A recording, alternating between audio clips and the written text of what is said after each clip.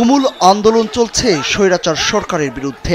সে সময় আওয়ামী লীগ ও অঙ্গ সংগঠনের নেতাকর্মীরা প্রতিনিয়ত আগ্নেয় অস্ত্র নিয়ে হামলা করছিল ছাত্র জনতার উপর। পিস্তল কিংবা শটগান নিয়ে গুলিও চালিয়েছে তারা, যা ধীরে ধীরে সামনে আসছে। কিন্তু ধরাছোঁয়ার বাইরে এই হামলাকারীরা, আবার অনেকে পালিয়েছে বিদেশে।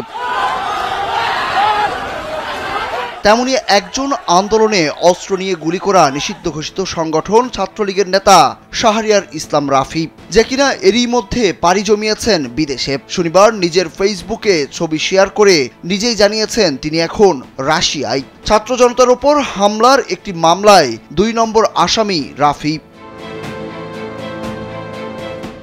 এলো ভিশন মুশকিল আসান অফার। যে কোনো ব্র্যান্ডের পুরনো ফ্রিজ নিয়ে চলে আসুন ভিশন শোরুমে আর নিয়ে যান নতুন ভিশন ফ্রিজ 20% পর্যন্ত ছাড়। সামাজিক যোগাযোগ মাধ্যমে দেয়া রাফির ওই ছবি নিয়ে জেলা জুড়ে শুরু হয়েছে আলোচনা সমালোচনা। শাহরিয়ার ইসলাম রাফি জামালপুর পৌরসভার সাবেক মেয়র মোহাম্মদ সানোয়ার হোসেন সানোর বিশ্বস্ত অনুসারী এবং পৌরসভার অস্থায়ী কর্মচারী হিসেবে নিয়োগপ্রাপ্ত ছিলেন। তিনি সরকারি অশোক মাহমুদ কলেজ শাখা ছাত্রলীগের দপ্তর সম্পাদকের দায়িত্বে রয়েছেন। ছবিতে দেখা যায় ছাত্রলীগ নেতা খাকি রঙের জ্যাকেট ও প্যান্ট পরা রাফির পায়ে সাদা রঙের জুতা, গলায় মাফলার, মুখমণ্ডল জুড়ে দাড়ি। একটি কালো রঙের ল্যাম্প পোস্টের পাশে দাঁড়ানো রাফির পেছনে অনেক গাছ। সেই ছবিতে লোকেশন চিহ্ন দিয়ে ভোরনেজ রাশিয়া লেখা রয়েছে। গত ৩ আগস্ট দুপুরে বৈষম্য বিরোধী আন্দোলনের শিক্ষার্থীরা স্লোগান দিয়ে মিছিল নিয়ে শহরের হাই স্কুল মোড়ের দিকে যায়। শিক্ষার্থীদের মিছিলে আগ্নেয়াস্ত্র, দেশি বিদেশি অস্ত্র নিয়ে ধাওয়া দেয় ছাত্রলীগ নেতা শাহরিয়ার ইসলাম রাফি সহ আওয়ামী লীগ, যুবলীগ ও ছাত্রলীগের নেতাকর্মীরা। এতে ছত্রভঙ্গ হয়ে যায় শিক্ষার্থীরা এবং কয়েকজন আহত হয়। এ সময় পিস্তল হাতে ছাত্রলীগ নেতা রাফির ছবি সামাজিক যোগাযোগ মাধ্যমে ছড়িয়ে পড়ে।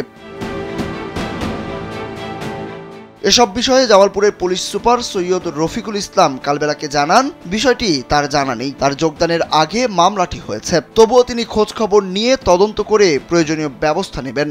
বিদেশে যাওয়া প্রতিরোধ করতে হলে যেখানে মামলা হয়, মামলা হলে তদন্তকারী কর্মকর্তা স্পেশাল ব্রাঞ্চের এসএস ইমিগ্রেশন বরাবর একটা মামলার রেফারেন্স দিয়ে একটা চিঠি লিখতে হয়। সেটি করলে তখন ওই পাসপোর্টটাকে করা যায়। সেটি করেছিল আমি দেখে আমরা জানাতে পারি কি প্রক্রিয়া নিয়েছিল আগে তদন্তকারী কর্মকর্তা বা আগের অফিসার ছিলেন, তারা কি প্রক্রিয়া নিয়েছিল। গত ১৭ আগস্ট জামালপুর সদর থানার এসআই মিঠু মিয়া বাদী হয়ে একটি মামলা দায়ের করেন। মামলাতে প্রধান আসামি করা হয় জেলা যুবলীগের সাধারণ সম্পাদক ফারহান আহমেদকে এবং শাহরিয়ার ইসলাম রাফিকে করা হয় ২ নম্বর আসামি। এছাড়া অজ্ঞাত আরও ৩০০ জনকে মামলায় আসামি করা হয়েছে। সুরুজ আহমেদ, কালবেলা।